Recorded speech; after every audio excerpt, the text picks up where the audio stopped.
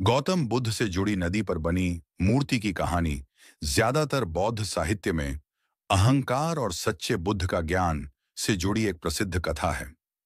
ये कहानी इस तरह सुनाई जाती है। कहानी। नदी पर बुद्ध की मूर्ति बहुत समय पहले बुद्ध के उपदेश दूर दूर तक फैल चुके थे।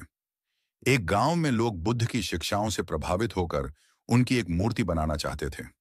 उन्होंने नदी के बीच एक चट्टान पर बुद्ध की सुंदर प्रतिमा बनाई, ताकि जब भी लोग नाव से नदी पार करें, वे बुद्ध को याद करें और श्रद्धा करें। लोग रोज उस मूर्ति को फूल चढ़ाते, अगरबत्ती जलाते और प्रणाम करते। समय बीता, बुद्ध की मूर्ति वहां खड़ी रही, लेकिन धीरे धीरे लोग बुद्ध की मूर्ति को ही भगवान मानने लगे और बुद्ध के असली उपदेश भूल गए। वे सोचने लगे कि सिर्फ मूर्ति की पूजा करने से पुण्य मिलेगा, और वे लालच व अंधविश्वास में पड़ गए। नदी का सबक। एक दिन नदी में भीषण बाढ़ आई। बाढ़ ने सब कुछ बहा दिया, खेत, घर और यहां तक कि बुद्ध की मूर्ति भी नदी में बह गई। लोग रोने लगे कि उनका भगवान बह गया।